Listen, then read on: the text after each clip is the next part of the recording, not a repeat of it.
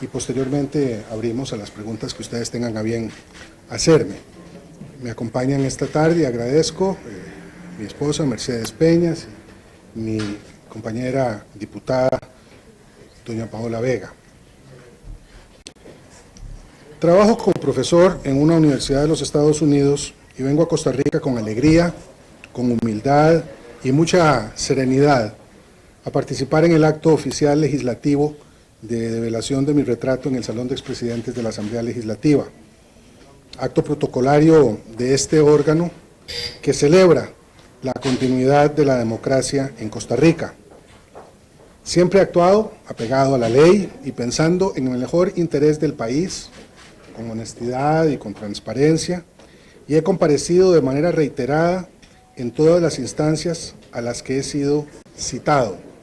Esa actitud de cara al país la mantendré siempre que sea requerido. Vendré al país para explicar, vendré al país para dialogar, vendré al país para permitirle a la opinión pública enterarse de cualquier gestión de mi administración. Acerca del informe de las investigaciones de los créditos bancarios del cemento, debo recalcar que quien realmente esté interesado en conocer la verdad de lo ocurrido, debe leer el informe que les voy a entregar a todos ustedes, aunque sé que ya muchos de ustedes lo tienen, de la Superintendencia General de Entidades Financieras, que es un documento confidencial del 25 de septiembre de 2017, que ahora ya es público, y que el señor Superintendente General de Entidades Financieras, don Javier Cascante, me entregó en su momento personalmente en mi despacho. Es con base en las recomendaciones de ese documento de la autoridad competente en banca que solicité la renuncia a toda la Junta Directiva del Banco de Costa Rica.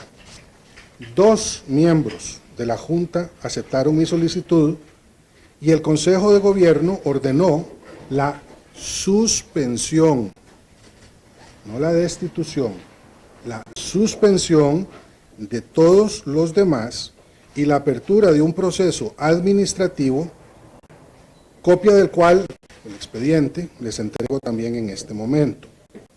En diciembre de 2018, tras un examen exhaustivo, el nuevo Consejo de Gobierno ordenó la destitución de toda la Junta Directiva, lo cual a mí me parece ratifica que había mérito para el procedimiento que se inició durante mi gestión. Repito el orden, fue solicitud de renuncia, ante la negativa de varios miembros de hacerlo, una suspensión para garantizar que el banco continuaba funcionando con una junta directiva nombrada al efecto, y posteriormente la apertura de un proceso administrativo que se concluyó en el gobierno actual y que el Consejo de Gobierno, que es el órgano llamado a hacerlo, acogió y ratificó, destituyendo entonces a los directivos. El informe de la SUGEF es muy claro en su diagnóstico de la situación. Establece que la Junta Directiva colectivamente, no es un acto unipersonal, la Junta Directiva colectivamente había perdido idoneidad en el manejo del banco, a pesar de los esfuerzos desplegados por la Superintendencia y por el Ministerio de la Presidencia, y recomendó tomar acciones inmediatas para evitar que los conflictos en la Junta Directiva afectaran al banco. El Banco de Costa Rica, ustedes recordarán, es uno, y lo era entonces, de los más importantes bancos de Centroamérica, y ciertamente de Costa Rica. Y por lo tanto, el daño reputacional que pudiese ocurrirle al banco era tema que la SUGEF consideraba clave. La SUGEF concluyó de manera contundente que la Junta Directiva había perdido idoneidad y estaba poniendo en riesgo al banco. Es con base en este informe, que debía de ser atendido por obligación de ley, tenía que ser atendido por obligación de ley, que solicitamos la renuncia de los directivos, y es con base en ese informe que el Consejo de Gobierno suspendió a los integrantes de la Junta Directiva y ordenó la investigación administrativa.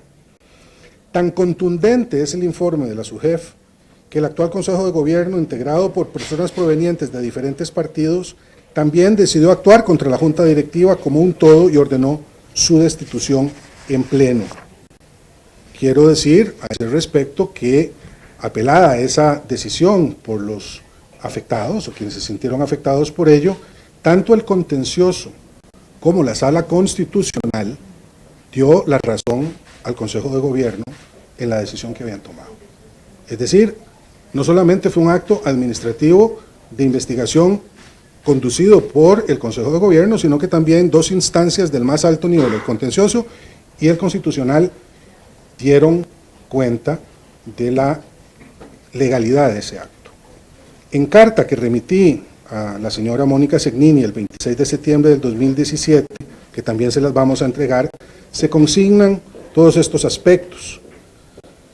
Lo que llaman hueco fiscal, que es un faltante presupuestario, por otra parte, no es ni un robo, ni una malversación, ni una sustracción de dinero. Quienes así lo dicen engañan y quienes lo sugieren engañan también. En cuanto a este tema, que también ha sido examinado por una comisión legislativa, reitero lo que ya dije en mi comparecencia ante la Asamblea y esa comisión, una comparecencia que ustedes recordarán duró 5 horas y que fue primero suspendida y después retomada con mi participación en ambos momentos con muchísimo gusto. Mi gobierno actuó con absoluta responsabilidad para impedir que el déficit fiscal estructural golpeara los bolsillos de los costarricenses, especialmente en diciembre del 2017. El presupuesto del 2018 fue elaborado de manera responsable y seria por el Ministerio de Hacienda, avalado por el Banco Central y la Contraloría General de la República, y finalmente aprobado por la Asamblea Legislativa. Allí se contemplaron los gastos e ingresos previstos para el 2018 de acuerdo con la situación macroeconómica que habíamos tenido hasta ese momento y se prevía en los meses posteriores. Declaraciones públicas de políticos del Partido Liberación Nacional asustaron a los inversionistas internacionales que habían ofrecido créditos suficientes y superiores a los requeridos, en excelentes condiciones para el país, que hubieran hecho innecesaria cualquier otra gestión para rellenar el faltante presupuestario. Quiero insistir en que nadie se robó ni se desvió un colón de esos recursos. De manera responsable, trabajamos en una serie de alternativas para atender todos los gastos del gobierno, además de que el equipo técnico de Hacienda seguiría en sus puestos en el gobierno anterior, posterior y daría oportunidad a cualquier medida. Es preciso reiterar que nunca fui informado por el responsable de crédito público de Hacienda de que había un riesgo de hacer pagos sin contenido presupuestario. Nunca me lo dijo, nunca lo insinuó, nunca lo puso por escrito ni hizo ninguna llamada al respecto. Y también entiendo que tampoco lo hizo con otros jerarcas del Ministerio de Hacienda. El informe de la señora diputada Paola Vega así lo confirma, aportando la información, los datos y los documentos que así lo sustentan y que han sido también conocidos por los medios, no siempre consignándoles con la importancia que requieren. Esto ha sido una investigación que se recoge en un informe de minoría de más de 160 páginas que ha sido colocado a la opinión pública, y aquí quiero decirles que lo hemos enviado ya al Ministerio Público y a la Contraloría General de la República para que profundice en las investigaciones que ese informe de minoría a las que ha llegado ese informe de minoría. Desde ya me pongo a las órdenes, como siempre lo he hecho, de todas las instancias que se requieran para seguir colaborando con las investigaciones que quiero se lleven a su fin con toda claridad y que los resultados de las investigaciones permitan que no haya impunidad de quien sea. Siempre he dado la cara ante este cuestionamiento y siempre he dado la cara por los actos de mi gobierno y por el alto honor de servir a mi país como presidente de la República. Y ahora sí, quiero reiterar nada más ante la opinión pública, ante los que nos ven por las redes sociales y a ustedes, que nunca me he escondido. Siempre he estado aquí, no me esconderé cuando se trate de rendir cuentas y explicaciones de mi gestión, y siempre estaré a la orden de ustedes, por lo cual ahora les agradeceré sus preguntas y les responderé con tanta puntualidad como sea posible.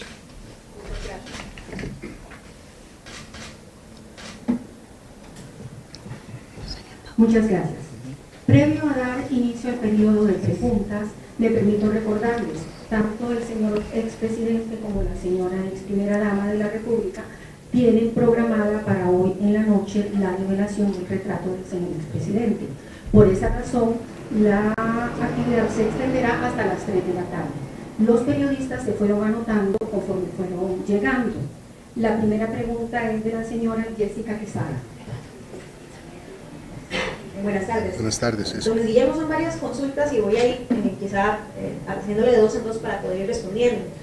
Usted habla de esos informes en los que destituyó, pero ¿por qué se ignoraron dos informes más que había dado la SUGEP en donde advertía que la reputación incluso del banco se estaba viendo pisoteada por las informaciones que ya habían circulado en relación a doña Paola Mora? ¿Por qué no acataron esos dos informes de la SUGEP? Incluso, don Guillermo, hay otro informe o un oficio que le mandó la Procuraduría General de la República desde el 2015, en donde le advertía la necesidad de analizar la situación del nombramiento de la señora Mora, porque ella estaba defendiendo a un hermano suyo que demandó al Banco de Costa Rica y ella lo estaba también representando pese a que era miembro de esa junta directiva. ¿Por qué se ignoraron esos informes? Y finalmente, el ministro de Hacienda no informó de la situación específica de las finanzas públicas, de que no había forma de utilizar dinero porque no había, nunca le informó eso. Vamos a ver, con respecto a las situaciones dentro de la junta directiva del banco, los primeros que debieron haber tomado las acciones correspondientes fueron los propios miembros de la junta directiva. Tienen autonomía absoluta y el presidente de la República, por orden de por razones de legalidad, no puede intervenir en los asuntos del banco de forma arbitraria. Había procedimientos en materia del caso del hermano de doña Paola que estaban en manos del Ministerio Público, se estaban investigando, incluso casos cuyas particularidades yo no conocía. Siempre se buscó la transparencia en el banco y se advirtió sobre la necesidad de que la Junta Directiva actuara con mesura. Esas advertencias a las que usted alude fueron trasladadas al banco. Nosotros tuvimos reuniones con los miembros de la Junta Directiva del banco en varias ocasiones, señalando la necesidad de que en todos los casos y frente a todos los temas, incluidos los que la SUGEF estaba señalando particularmente, hubiera cuidadosa atención de parte de la Junta Directiva porque se podía hacer mucho daño al banco. El banco funcionó con índices de gran calidad a lo largo de toda la gestión. Nunca se puso en riesgo el banco, ni siquiera cuando tuvimos que tomar las decisiones que tomamos, entre otras razones porque la Junta Directiva que sustituyó a los suspendidos, porque había un órgano de administración que se estaba realizando, asumió el trabajo de atención de las responsabilidades del banco y las investigaciones en curso. Nunca se detuvieron esas investigaciones. Entonces, lo que le puedo decir, Jessica, es que todo lo que se trasladó al banco fue en atención absoluta a la buena gestión de este. Pero ¿por qué se archivó? Ocupo hacer la repregunta porque es inevitable, muy rápida. ¿Por qué se archivó? ¿Por qué el Consejo de Gobierno ignoró el documento de Procuraduría?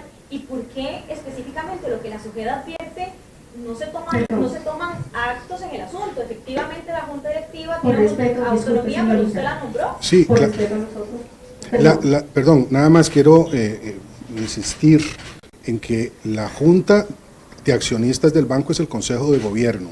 El Consejo de Gobierno es el que toma decisiones. Yo no puedo asumir esa responsabilidad y fueron en su momento atendidas por el ministro de la Presidencia o por mí las reuniones con los directivos de los bancos para insistir en la necesidad de que la gestión de esto se hiciera a cabalidad y sin detrimento de los intereses del patrimonio bancario.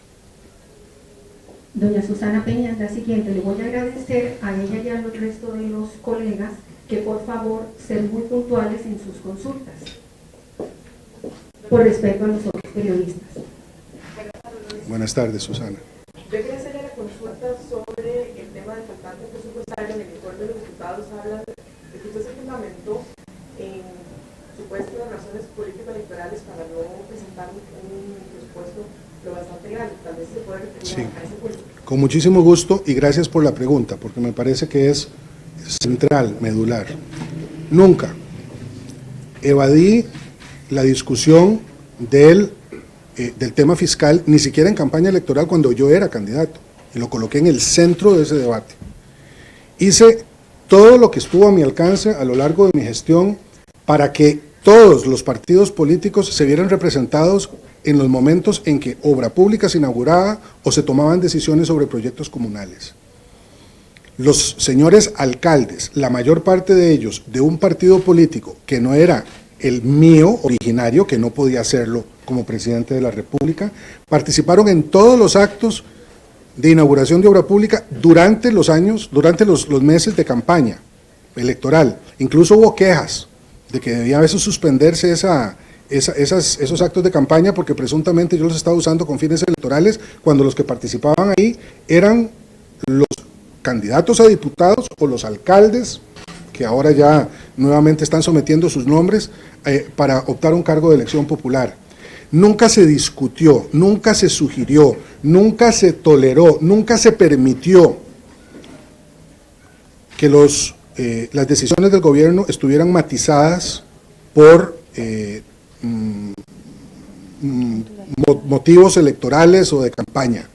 Y eso se lo digo, y lo digo con mucha firmeza, porque si en algo insistí fue en no convertir a la presidencia de la República, como había sido el caso a lo largo de muchos años antes, en una fuente de recursos que pudieran ser utilizados para favorecer a ningún partido durante la campaña política. Y eso lo digo con toda contundencia, no hubo ninguna intención de utilizar ningún tema durante mi gobierno con fines político-electorales. Gracias, señor expresidente. Don Oscar Ulloa. Buenas tardes. Buenas tardes, Oscar. El lunes anterior, cuando doña Mónica comparece ante los diputados, era tal vez que usted nos podía precisar varias cosas que ella dijo ahí.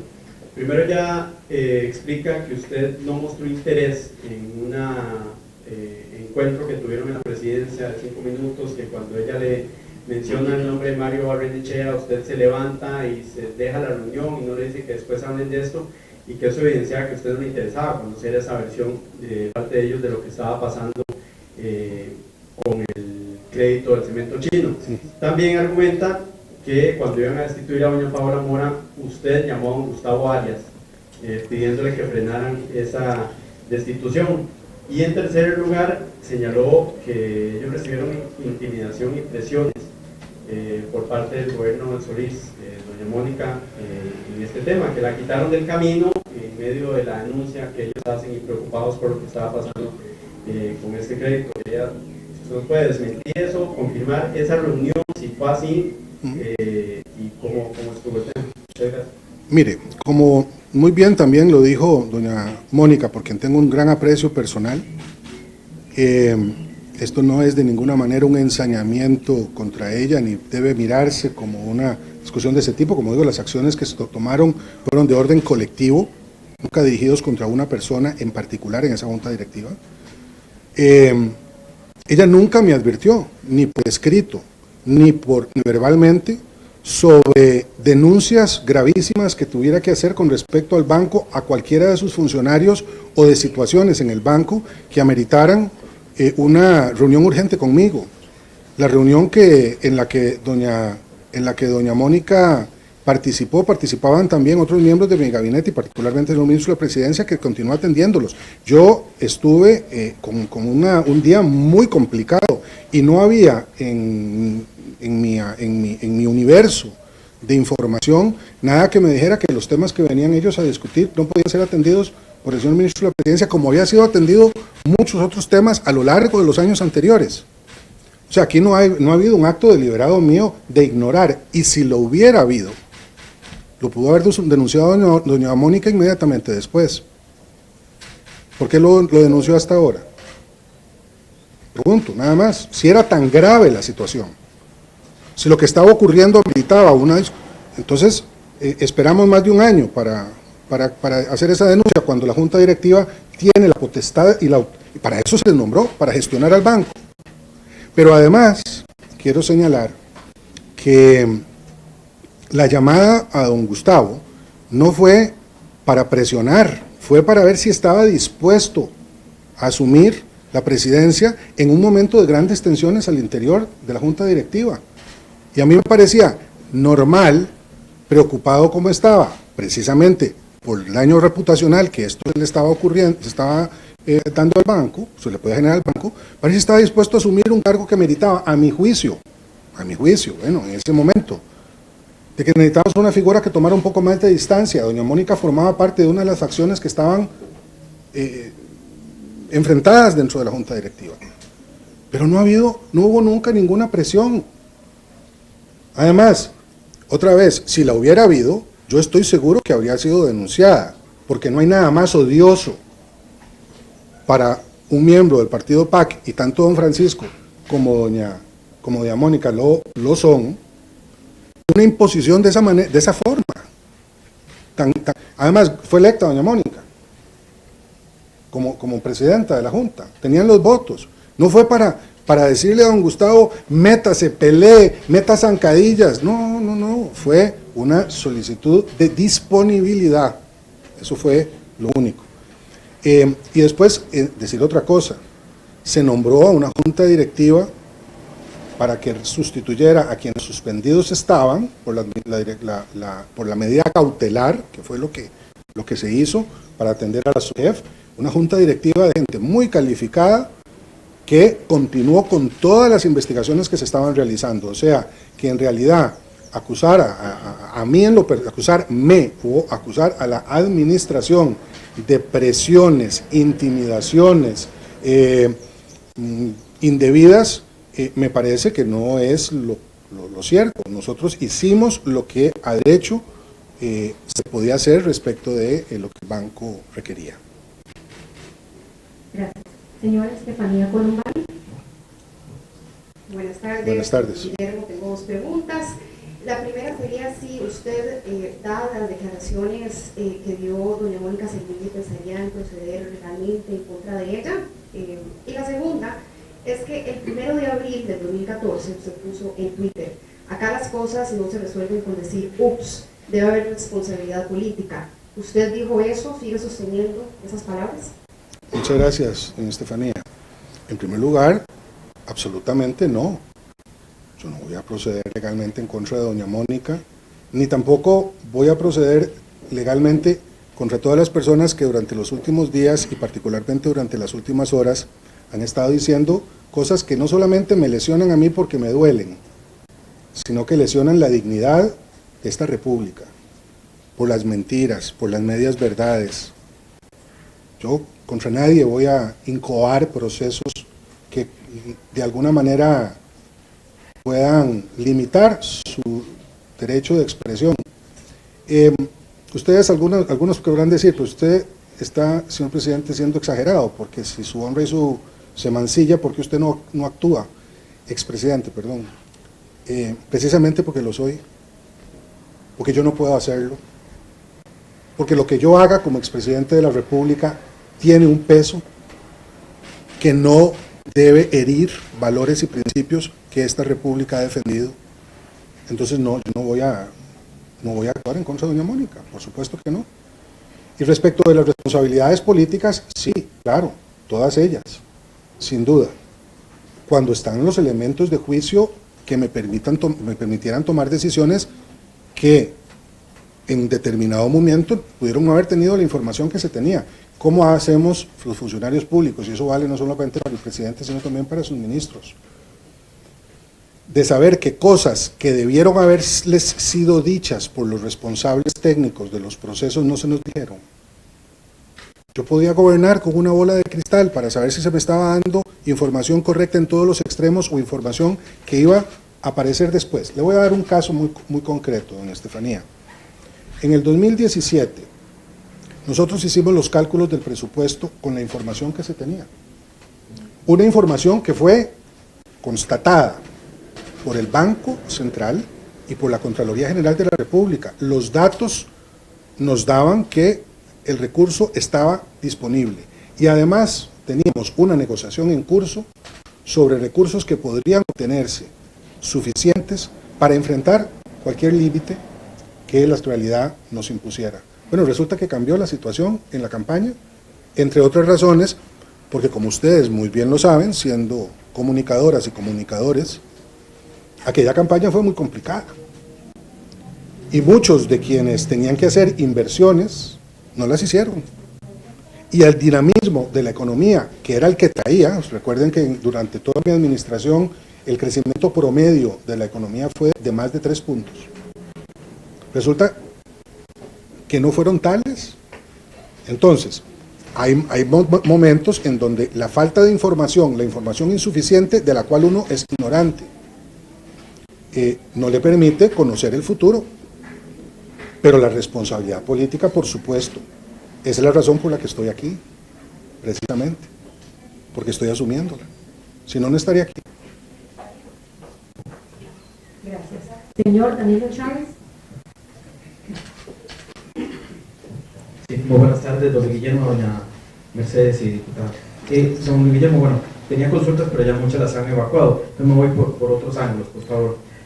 Don Guillermo, ¿cómo toma usted ahora, en vista de lo que ha tenido que hacer la actual ministra de Hacienda, ya sabemos, pagar cosas sin autorización presupuestaria por la urgencia que había que dar? Es decir, ¿cómo valora la medida que ella en esta administración se ha tenido que tomar en vista responsabilidad de quien fuera, pero había que afrontar lo que quedaba, lo que venía, porque si no quedaríamos en impago? Y ya que usted está más libre de opinar, don Guillermo, que no está, muchos políticos sobre saben, bueno, no pueden decir muchas cosas. Vamos a ver, este informe del hueco presupuestario, de alguna forma en la Comisión Legislativa se programó por decisión absoluta del presidente de esa comisión. Y todos sabíamos que usted venía al país, que estaba programado esto en su día de cumpleaños, feliz cumpleaños y demás. Pero usted siente que hubo ahí, por preguntárselo a usted, hubo algún intento con esta situación de, no sé cómo llamarle, aguarle la fiesta, amargarle el momento, amargárselo al PAC, matárselo a quien, de programar precisamente este informe, el hueco presupuestario, que no es nuevo, usted ha dado muchas explicaciones al respecto, quizá de ahora más, pero ya las ha dado también bastante, para guardar el momento a usted en un momento como este de esta noche. Gracias. Muchas gracias. Voy por el orden. La primera pregunta fue, Danilo, sobre doña Rocío. Sobre doña Rocío y los... Sí, claro, por supuesto. Mire, los ministros de Hacienda están acostumbrados a asumir como una enorme carga la responsabilidad de que se gestione sin afectar el interés público, el presupuesto y en general las finanzas de un país. Yo tengo que reconocer, además en el caso de doña Rocío y del propio don Helio, pero de los ministros anteriores, de los últimos al menos 4 gobiernos, que han tenido que hacer de tripas chorizo para atender y manejar un faltante fiscal fruto de nuestra falta de capacidad de llegar a un consenso respecto de impuestos en este país. El faltante no nos lo inventamos el otro o el anterior gobierno, fueron cuatro gobiernos los que tuvieron que lidiar con eso.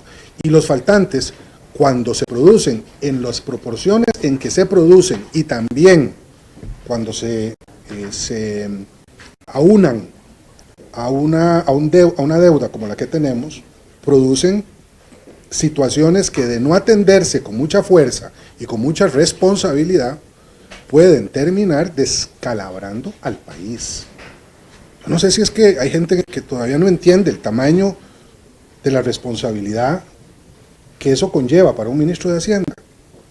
Por eso es que resulta tan penoso que cuando las condiciones financieras existían para llegar a un acuerdo para rellenar esos faltantes, políticos que estaban en ese momento en la lisa electoral hicieran declaraciones que echaron por la borda esas negociaciones, porque también, para quienes no lo saben, si hay algo sensible en el sistema internacional son los bancos. Por eso es que esta discusión que hemos tenido tan frondosa y tan importante en el país, en los términos a los que se está llegando, y a esto me acerca la segunda parte de su pregunta, en los términos en los que se está haciendo, son tan graves para el país.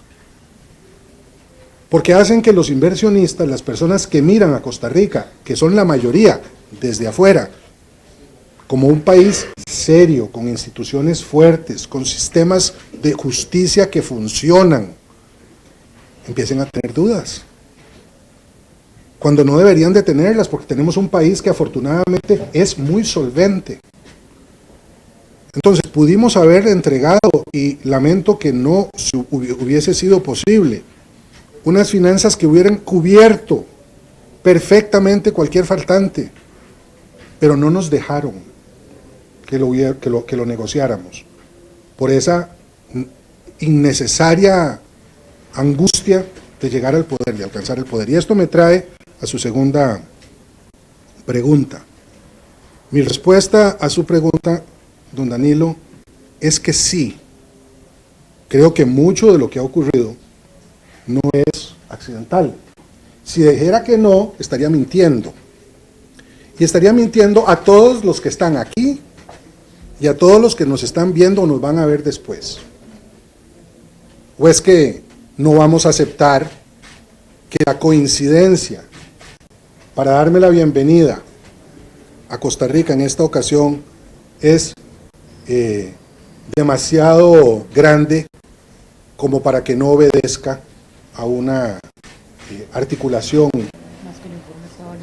El informe que ha sido presentado anoche estaba listo desde el día de mi comparecencia. ¿Se acuerdan cuando les dije? Se lo dijo don Jonathan Prendas a doña Franji Nicolás. ¿Por qué lo sacaron hasta ahora? Si estaba listo. ¿Qué aporte nuevo al informe sobre el faltante presupuestario hay? ¿Saben cuál?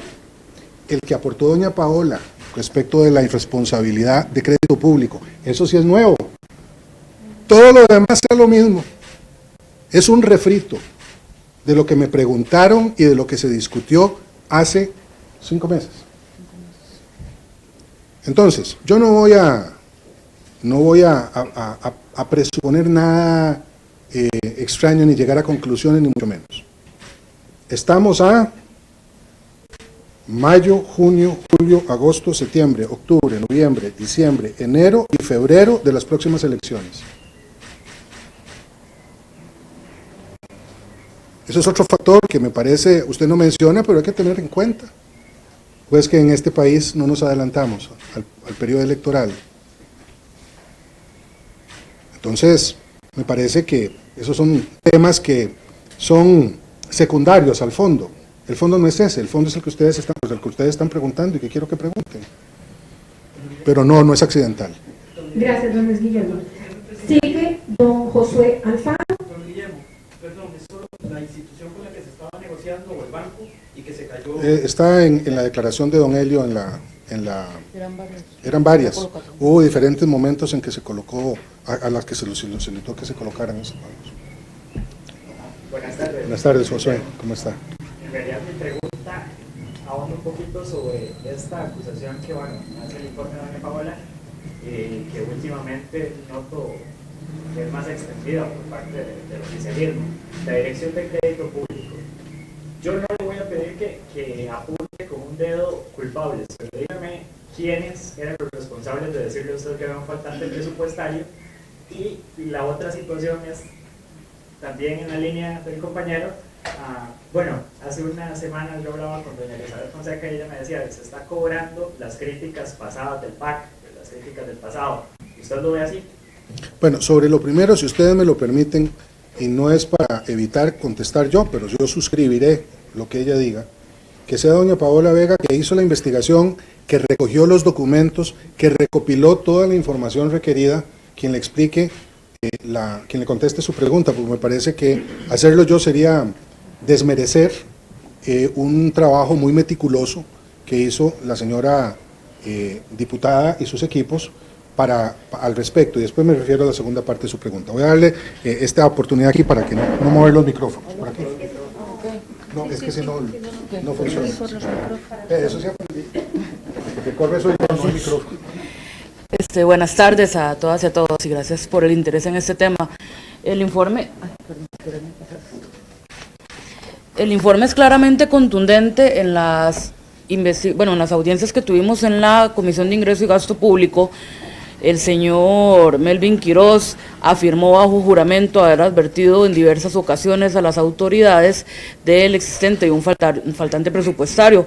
Cuando nos vamos a pedir los documentos a Hacienda y revisamos extensivamente correos electrónicos, minutas de reuniones, correspondencia interna y demás, no hay una sola advertencia de la Dirección de Crédito Público a ninguna autoridad en este sentido de la existencia de un faltante presupuestario. Lo que hay son suposiciones, y procedo a leer textualmente, donde se dice que se hace un traslado presupuestario para fondear momentáneamente en el corto plazo, donde se dice que se tiene disponible todavía para registrar hasta mayo, donde se dice, por ejemplo, existe la posibilidad eventual de un faltante presupuestario, pero nunca se advierte de la necesidad explícita de saldar un faltante presupuestario con el presupuesto público. La responsabilidad de informar tanto de la existencia de un faltante como de la necesidad de hacer un presupuesto para revertirlo y de advertir que se están haciendo pagos sin contenido presupuestarios es de la Dirección de Crédito Público según la Ley 8131. Ahí está claro y no se puede evadir esa responsabilidad y en ningún momento se hizo. Hay dos elementos contundentes, el 26 de abril a 4 días, porque esto es importante, ubicámonos en el tiempo.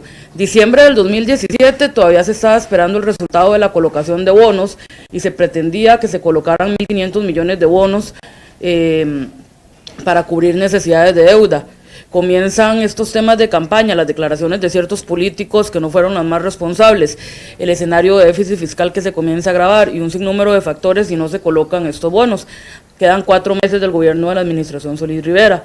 A partir de estos 4 meses empiezan a haber señales de que puede eventualmente haber un faltante presupuestario.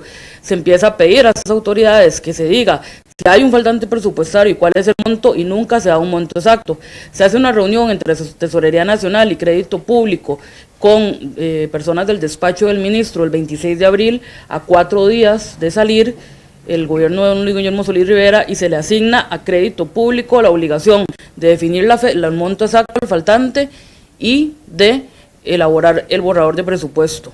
Cambia la administración y el director de Crédito Público, que queda en este momento, que es don Melvin Quiroz, a partir de mayo, no lo hace y no le informa a la nueva ministra, tanto así que la misma ministra, tal y como consta en el acta del 27 de septiembre del 2018 de la Comisión de Ingreso y Gasto, dice: ¿por qué corro yo con un presupuesto? Les voy a decir la verdad, por un accidente. Y dice que ella comienza a hacer las cifras y se da cuenta que no calzan los montos y es ahí donde va a preguntar, y hasta ahí el director de Crédito Público no solo le dice que hay un faltante presupuestario, sino que se estaba pagando deuda sin contenido presupuestario, o sea, sin autorización de la Asamblea Legislativa. Evidentemente habría una gran responsabilidad de los jerarcas, tanto de la administración anterior como la actual, si hubiera habido esta advertencia y la omiten, pero es que no se hizo una advertencia a la persona encargada, y no es cualquier mando medio, porque se ha querido minimizar, es el director de Crédito Público, el que maneja el crédito público de toda una nación.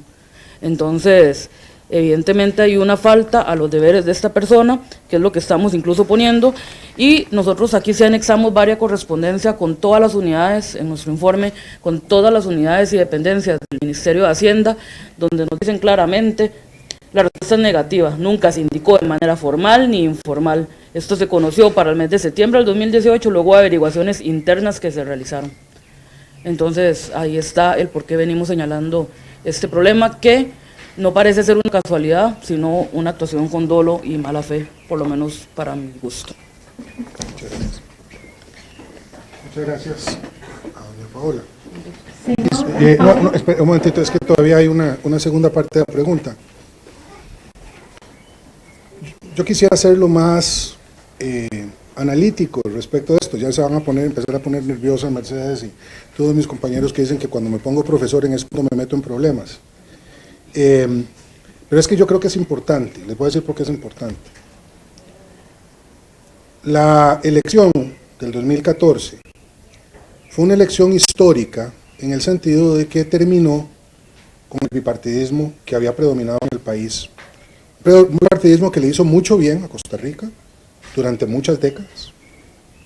El país ha llegado donde llegó no por accidente, sino por una serie de decisiones deliberadas que dos bloques de poder, uno, el más coherente, el de Liberación Nacional, porque era un partido único, y otro, el de la oposición a Liberación Nacional, que tuvo diversas expresiones a lo largo de décadas, aportaron cada cual desde sus ideologías y a partir de sus intereses una serie de proyectos que hicieron grande este país, desde las garantías sociales, incluso antes de la guerra civil, hasta la conservación de los parques y las áreas de conservación nacionales, la ELICE, la Contraloría General de la República, el perfeccionamiento de los sistemas electorales, y también en su momento, al debilitarse la urdimbre de esos partidos, entraron en un momento de grandes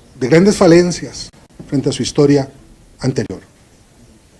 Y el pueblo nacional, se fue cansando a lo largo del tiempo, y a partir del año 2000 se genera una nueva dinámica, tanto política, y Daniel, usted que fue mi alumno, perdone que lo traiga a colación, porque usted me oyó decir esto, como sociológica.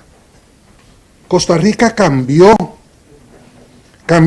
las expectativas de la ciudadanía, cambió su capacidad de acceder a la información, cambió su demanda sobre el tipo de gobierno y de política que querían. Y ese hartazgo ciudadano, si usted quiere ponerlo en esa forma, que se expresaba en partidos llamados minoritarios, pero que no lo eran tanto, como el apoyo que tuvo el Frente Amplio en la legislatura inmediata anterior a la primera, en la cual yo fui electo, como otros partidos minoritarios también, pero que reflejaban el agotamiento de los partidos mayoritarios, llevó a una elección en el 2014 que rompió con ese bipartidismo. Eso tiene todavía hoy, especialmente después de la elección de la segunda administración PAC Plus, porque es una de unidad nacional, en donde el presidente ha llamado a miembros de distintos partidos a que la integre junto con él, a un nuevo camino de la política costarricense, que yo personalmente, pero esto es una valoración académica, creo que no va a volver atrás. Entonces, en ese marco de cambios, y en un gobierno del PAC, que fue un partido que desde su inicio arrancó con graves denuncias y críticas a la política llamada tradicional, las resistencias que tuve que enfrentar a lo largo de los 4 años de gobierno, resistencias de grupos de interés, no solamente y de los llamados mandos medios que venían de la política anterior, fueron muy grandes. Usted me pregunta si yo creo que ha habido en esa denuncia anterior del PAC y en esa gestión anterior del PAC motivo suficiente para ver lo que estamos viendo hoy, que es un ataque con saña, con poca verdad y mucha media verdad, casi personificados en quien ejerció la presidencia, cosa que me toca, que no voy a decir que no me toca, yo era la cabeza visible de esa administración, a mí no me parece extraño que eso sea así.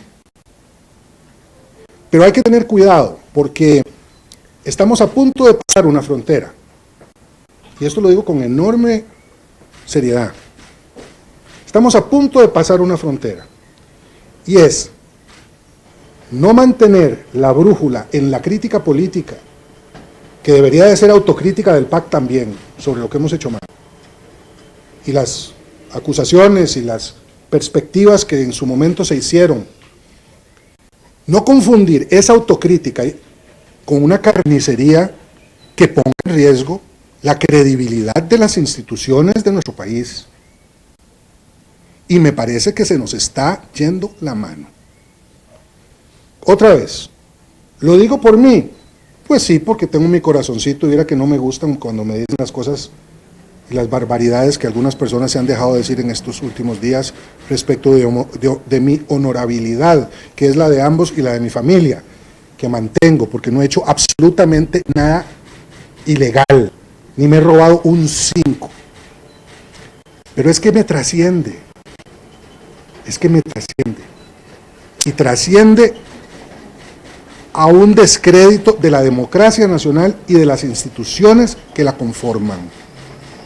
Por eso creo que hay que volver a colocar las responsabilidades donde las hay. Y hay una en particular que le ruego consignar en su informe, en su reportaje.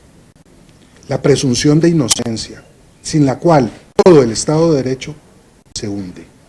Y sin Estado de Derecho no existe la democracia. Disculpe que me haya extendido tanto. Gracias. A continuación, el señor Marco González. Don Luis, yo tenía dos consultas. Con respecto al tema del faltante presupuestario, usted menciona que nunca fue advertido el informe de doña Paola, por lo que ella nos acaba de leer. No sé si eso llegó a presidencia, si usted conoció de eso. Pero con respecto al tema del eventual faltante que sí fue advertido por el Ministerio de Hacienda, no fue suficiente para que el presidente metiese presión, incluso tomando en cuenta que el vicepresidente era ministro de Hacienda, para que pudiesen apurar el asunto y pedir un presupuesto extraordinario para no heredarle eso a la administración que seguía. Y con respecto a la segunda consulta, los diputados después del informe, los diputados de oposición critican el comentario que usted hizo al final de su mandato del manejo heroico de las finanzas. ¿Usted mantiene que hizo un manejo heroico de las finanzas públicas? Gracias. Con mucho gusto, don Marco. Mire, sobre la primera parte de su pregunta, como lo dije en la comparecencia, las advertencias, se hicieron 7 advertencias de posibles faltantes a lo largo de diferentes momentos, entre finales de diciembre o principios de enero y finales de abril del año 2018. Todas diferentes.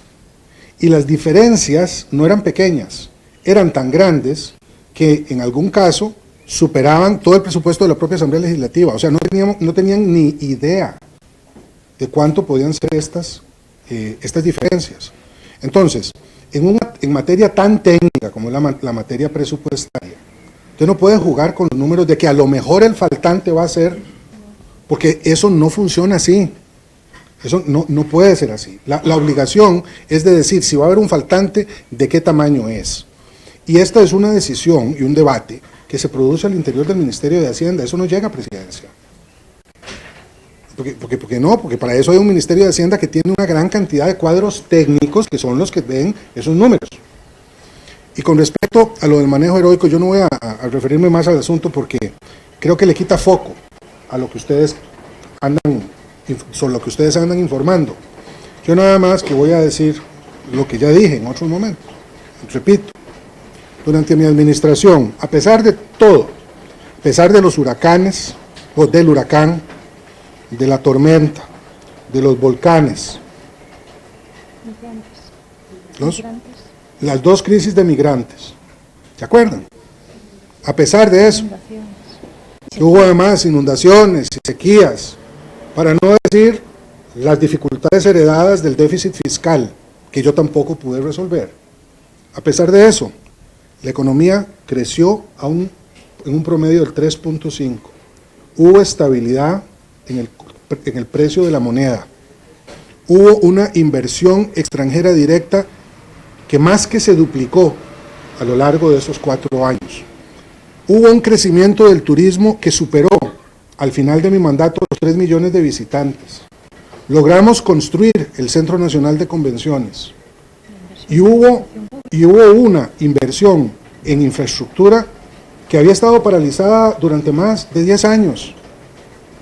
Ustedes califiquen como quieran esa obra, que está ahí, no me la estoy inventando, ahí está.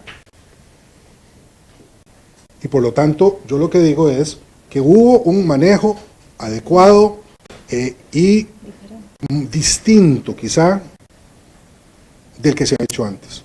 ¿Cómo llamarlo? Que lo llamen de la forma como sea más oportuna. Gracias. Estamos a 10 minutos de concluir la actividad y les agradecemos a las personas que quedan pendientes ser muy puntuales en sus consultas para que den suficiente tiempo. Continúa el señor Armando Gómez. ¿Cómo está, don Guillermo? ¿Qué tal, don Armando? ¿Cómo está? Quería consultar algo bastante rápido, son dos consultas. Sabemos que entre el 1 de abril del 2018 y ya el 8 de mayo del 2018 hubo un momento donde hubo una transición, ¿verdad?, donde su equipo de gobierno le dio un estatus al equipo de gobierno del presidente Carlos Alvarado. Se habló de este tema del déficit presupuestario, y cómo se habló, si ya estaba enterado el equipo económico del presidente Carlos Alvarado. Y lo segundo es relacionado con el tema de Guatemala, ya que usted va a ser encargado de misión, usted va a formar parte de la misión de observación electoral de la OEA. ¿Usted ha recibido algún feedback por parte de la OEA sobre este tema del informe que se presentó el lunes? Bueno, sobre lo segundo, dice usted que me vayan a quitar la jefatura de la misión. No, y me parece que la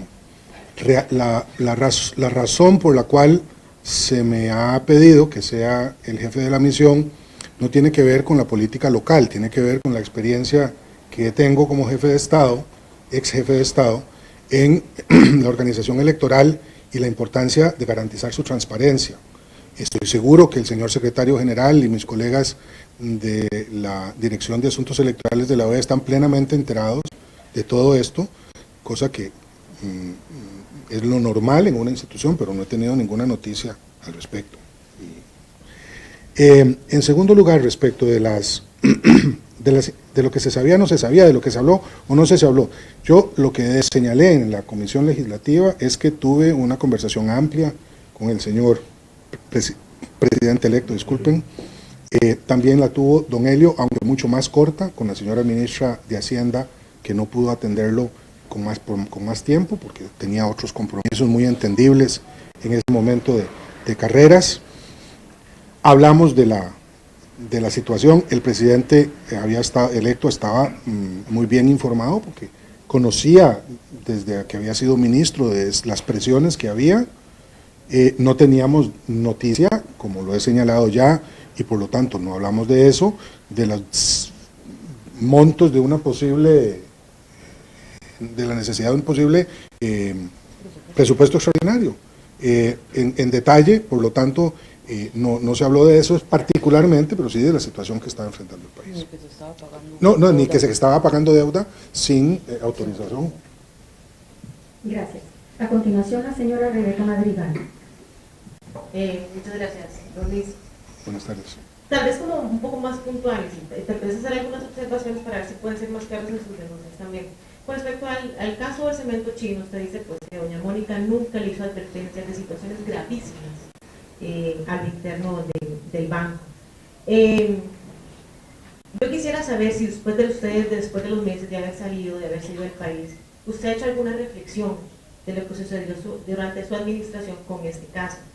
Digo, porque durante su administración, aunque hay muchos implicados, agentes bancarios, también la Asamblea Legislativa, no solamente el Poder Ejecutivo, ¿a qué aduce usted de que al gobierno, que era por lo que usted que respondía, se le haya pasado este caso? ¿Verdad? Un caso que no hay ningún resultado todavía, pero pues que la Fiscalía ha mostrado muchísimo. ¿A qué lo aduce? Eso por el lado del cemento chino. Y el lado del hueco presupuestario, sí hay correos que se acordaron con la Asamblea Legislativa, que se dice de que incluso ya se está pagando deuda de corto plazo, de corto plazo por la deuda de largo plazo, antes de que usted firmara el decreto. Solo en diciembre de 2017 el Ministerio de Hacienda se endeudó por más de 500.000 millones de deuda de cortísimo plazo. Entonces, si bien el Banco Central y la Contraloría certifican el presupuesto el anterior, pues se hace con muchísima anterioridad y por supuesto este gasto no estaba contemplado. Pero es un gasto que definitivamente alguien lo debía conocer, porque son 500.000 millones y con los que pagaron no solamente salarios, sino también los aguinaldos. O sea, don Helio sabía que había mucha deuda por pagar entre enero y julio, ¿verdad?, que no estaba presupuestada, porque ya el presupuesto ya se había aprobado en el Congreso. Entonces, la pregunta es, en enero, ya cuando ya ese gasto ya se hizo, usted sabe que ya ese gasto ya se hizo porque pudo pagar en algo. Ustedes valoraron en algún momento la propuesta de hacer un presupuesto extraordinario, porque si usted bien dice que el crédito público no dijo de cuánto era el monto, no le correspondía a don Helio decir, necesito que me diga de cuánto es el hueco presupuestario. Y tal vez a doña Paola, ya que también está dando declaraciones, el tema de don Melvin Quiroz, pues en este momento el director de crédito público era don Julio Espinosa. Entonces, ¿por qué en ese caso no también denuncia a don Julio Espinosa? Muchas gracias. Vamos por partes. Respecto de lo sucedido con los créditos sobre cemento, hay una investigación que está abierta en el Ministerio Público, que está haciendo su trabajo meticuloso, como debe serlo, y complejo, como también debe serlo, y que nos permitirá, en los tiempos que el Ministerio Público requiera para precisar acusaciones, cargos y señalar responsabilidades, y eventualmente lo que proceda, llevarlo a los tribunales de justicia y castigar para que no haya impunidad a quienes hayan cometido ilícitos, es lo que debe de prevalecer. Como usted lo dice bien, este es un caso complejo, este es un caso que no puede simplemente manejarse a partir de consignas, y por eso es que ha sido tan lamentable que se haya colocado en el imaginario costarricense e internacional el hecho de que, por alguna razón, yo me haya robado la plata y haya estado en contubernio con quienes pudieron haber hecho un ilícito en el tema del cemento chino, porque está la investigación en curso y la he favorecido desde el primer momento. Nunca he dejado de aportar la información que se requirió, nunca le dije a mis amigos y asociados, compañeros de la presidencia, que no le facilitaran ni a la OIJ, ni a la Fiscalía, ni al Ministerio Público en su conjunto la información que pudieran requerir de lo que fuera necesario que tuviéramos en presidencia. Cuando se nombró a la nueva Junta Directiva del Banco de Costa Rica, insistí, porque ahí sí que insistí. Ahora van a decir que por qué lo hice, ¿verdad? Ahora van a preguntar que por qué lo hice. Que no se detuviera una sola de las investigaciones en curso, que habían sido instruidas por la Junta Directiva anterior. Lo hicieron. Entre otras cosas, investigaron el acta que se había perdido. Salió de eso. Eso se lo digo porque, claro que he hecho una reflexión a posteriori sobre todo lo que pudo haber pasado en el tema del cemento.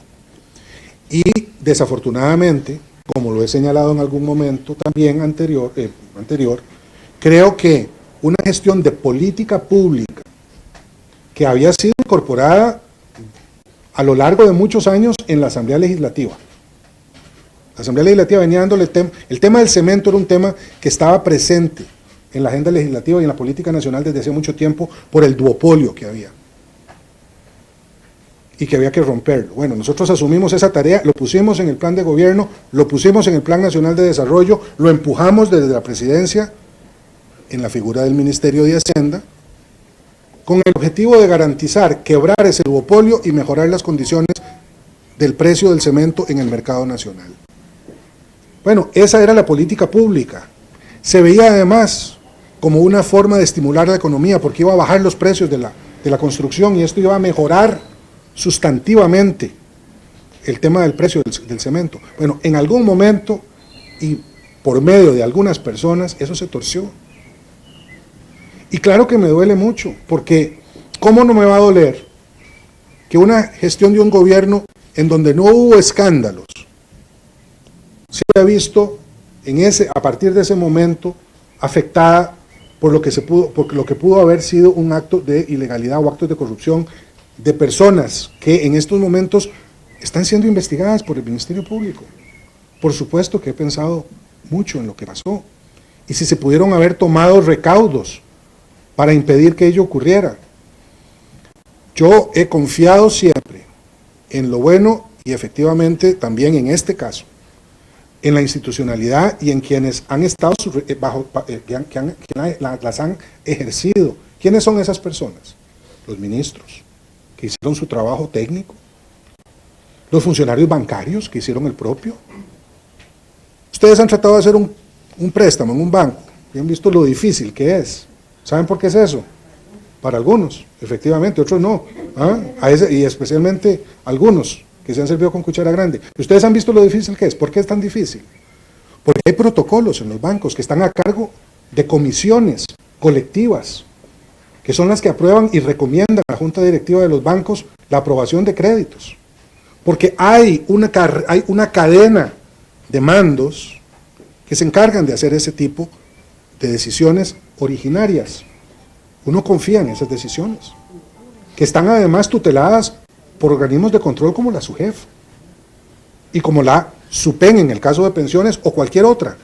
Este es un país que está lleno de organizaciones de control. Entonces, por supuesto, usted tiene toda la razón. ¿Es algo que ha estado en mi ánimo? Por supuesto que sí.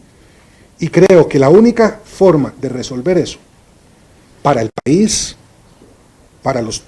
no solamente para los políticos del país, que son muchos de ellos los que más han oscurecido este debate, para el país que nos está viendo, y para nosotros que somos quienes somos los responsables frente al país de la gestión de la cosa pública porque votaron por nosotros, la única manera de saber qué es lo que está pasando de verdad va a ser la investigación del Ministerio Público, que bienvenida sea.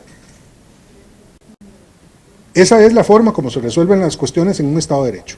Ahora, respecto de lo segundo, la segunda pregunta es suya, que me parece muy importante. Voy a dejar que doña Paola responda, pero yo también voy a decir lo siguiente. Nosotros en el 2017, con el agua al cuello, estuvimos negociando con diferentes organismos internacionales préstamos en condiciones adecuadas que hubiesen impedido el faltante. ¿Por qué se acordaron préstamos de cortísimo plazo? Porque estaban en condiciones más favorables que los de largo plazo. Eran para mejorar la gestión de las finanzas públicas. Nosotros creíamos, y se los digo porque yo al menos me entusiasmé de las posibilidades de préstamos que nos estaban ofreciendo a largo plazo, con base en lo que Costa Rica, no mi gobierno, el país podía ofrecer. Y fueron esas negociaciones las que se fueron al traste cuando se hicieron una serie de declaraciones en el marco de una campaña electoral que inhibieron que se nos prestaran esos recursos. ¿Qué quieren que les diga? Además, he de decirles que los equipos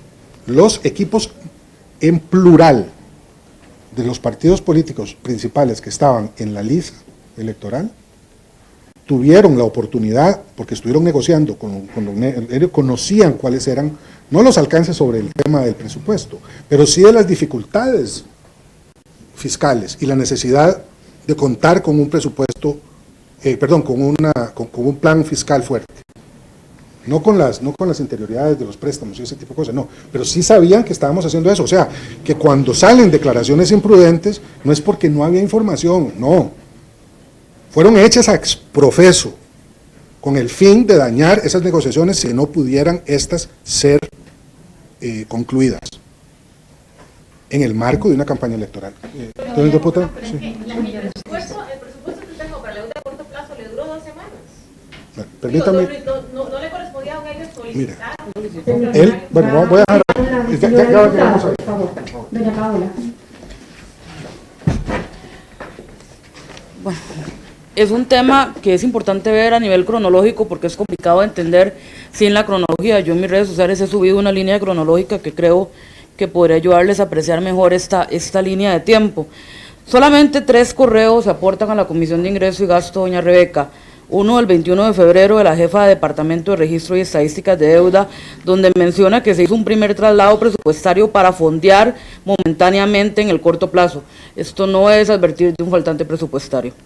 Otro el 19 de abril del 2018, en un correo interno de la Dirección de Crédito Público, copiado a varios funcionarios de la Tesorería Nacional, que se menciona que hay un faltante que es significativo y que se tiene disponible para registrar hasta el mes de mayo. Nuevamente no dice hay que hacer un presupuesto extraordinario ni da un número. El otro, el del 29 de junio, donde el director de Crédito Público comunica la posibilidad de un faltante presupuestario. Sobre deuda pagada sin autorización presupuestaria, no es sino hasta el 7 de agosto del año 2018, cuando por consulta al viceministro de Egresos, que le dice: don Melvin, necesitamos tener esto bien claro para mañana. Nosotros estamos pagando el servicio de la deuda sin contenido presupuestario. Y hasta ese día responde: así es. 3 días después, informa que ya para el mes de julio no se tendría contenido presupuestario. El 26 de abril del 2018, esto es importante aclarar, las responsabilidades en el informe van a la Dirección de Crédito Público, la dirección que hubiese estado... El tiempo de don Luis Guillermo en este momento es muy valioso también, pero digamos, se señala a Melvin Quiroz, omite a doña Marta Cruz. No, no lo omitimos, usted ya se leyó el informe. Pero solicita, a usted lo que dice en su video es que solicita que se investigue Melvin Quiroz. No, a todos. Digamos, usted no señala a doña Marta Cubillo, ni señala a don Julio Espinosa, ni señala a don Elis Valles, doña Marta Cubillo incluso puede decir... Sí, no, si se lee el informe, verá que sí, se señala a la Tesorería Nacional como un ente y a la, Dirección de Crédito Público. Si me deja terminar, le cuento por qué. Porque hasta el momento, digamos, los meses que don Julio Espinosa fue director de Crédito Público, no se le dio la obligación estricta de preparar un presupuesto extraordinario, como sí se dio el 26 de abril, ya 4 días, y tenía que asumir ya don Melvin, y omitió esta orden. Y no solamente omitió la orden, sino que llevó engaño a la ministra actual, que ha ratificado incluso aquí en las comparecencias. Ella dice, claro, doña Rocío Aguilar, la cito, aquí es importante que en este proceso se considere que la fuente originaria de información es crédito público quien transfiere esta información a presupuesto, y no lo hizo. Llevó a engaño a todas las personas. No, pero no tenía un mandato como si hay. Sí, por eso nuestra responsabilidad va a sentar a toda la Dirección de Crédito Público. Pero la omisión más grande o más evidente se hace por parte de don Melvin Quiroz cuando asume después de mayo, porque ni siquiera le menciona a las nuevas autoridades del mandato que tenía de hacer un presupuesto extraordinario. Gracias. A continuación, el señor Alan Madrigal. Perdón, tenemos nada más 2 preguntas más y después tengo que retirarme. Muchas gracias. Buenas tardes, don Luis. Buenas tardes, don Alan. Don Luis, en aras de la transparencia de las manifestaciones que usted dio al principio, usted señala a diputados liberacionistas de asustar inversionistas. ¿Nos puede decir a quiénes se refiere específicamente? Y se lo consulto porque dentro del informe que presentó la Comisión Legislativa, señalan que usted asustó más bien a varios inversionistas a través de manifestaciones y conferencias y cadenas en medios de comunicación. No, con mucho gusto. No dije diputados, dije dirigentes. Son don Antonio Álvarez de Santi, don Rolando González, y quien entonces era asesor económico de la campaña de don Antonio, don Gerardo Corrales. Gracias. La última pregunta es el señor Luis Valverde. Básicamente, y aprovechando un poco de lo que habla doña Paola de la cronología, usted menciona de que los funcionarios de liberación asustaron este tema de la colocación de bonos. La colocación se fue para noviembre-diciembre, la cadena suya es en agosto, varios meses antes. Inmediatamente después de la cadena de televisión, las tasas de interés, especialmente 15 meses plazo, se disparan. ¿Cómo sostiene usted que fueron los de Liberación Nacional si inmediatamente después de su cadena hay una reacción en los mercados? Con mucho gusto. Mire, la declaración mía fue una declaración de absoluta responsabilidad con el país, porque se venían manejando con todo tipo de aspavientos desde entonces una serie de informaciones que estaban afectando la credibilidad de nuestro sistema financiero. Le digo lo de los responsables y del efecto que esto tuvo, porque fueron ante negociaciones muy importantes. Yo hablé de la liquidez. Ellos estaban enterados que había negociaciones que estaba realizando el Ministerio de Hacienda con entidades financieras específicas usando un mecanismo que fue después no solamente admitido como legal, sino utilizado por la administración actual para buscar esos recursos, y fue en el marco específico de esas negociaciones que se hicieron esas declaraciones. Entonces, el tema cuando llegamos a finales del año 2017, aún con las declaraciones mías se había logrado cumplir con todo lo que se había previsto. El problema fue con las negociaciones que estaban en curso a finales de ese año y que se malograron entre diciembre y abril por esas otras declaraciones, 1.500 millones de dólares. Les agradezco nuevamente su presencia y sus preguntas. Y estamos en todas. Muchas gracias. Mire, esa es una... Sí, Oscar, con mucho gusto. Mire, yo ya lo señalé, di declaraciones a 2 medios de comunicación en ese sentido. A mí me parece que las decisiones que a ese respecto han tomado algunas fracciones legislativas son de su entero arbitrio, corresponde a esas fracciones decir si van o no van. Yo entiendo que este es un acto para celebrar la continuidad de la nación, de la República Democrática. Y eso me parece que es lo que debemos de aclarar. Es un acto formal y que organiza y convoca la presidencia de la Asamblea Legislativa, no es un acto partidario. Me he enterado que el señor presidente de la República, en un gesto que agradezco, estará presente esta noche, lo cual a mí me complace mucho, ver a don Carlos y a doña Claudia. Para Mercedes y para mí será un placer encontrarnos con ellos, después de mucho tiempo de no vernos. Así es que sobre la decisión no tengo opinión porque corresponde a las fracciones tomarla. Respecto del acto, es un acto que a mí me emociona mucho, porque, como lo dije en otras ocasiones, soy el último de una larga sucesión de olas democráticas que llegaron a la playa nacional y que sigue hoy, representada por el Gobierno de la República y el Gobierno de Unidad Nacional, buscando un nuevo derrotero que debe ser el beneficio del mayor número. Muchas gracias. Gracias a todos por haber asistido. Buenas tardes. Sí. Muchas gracias, Danilo. Encantado de verte. Qué gusto, Mercedes. Igual, pero sí.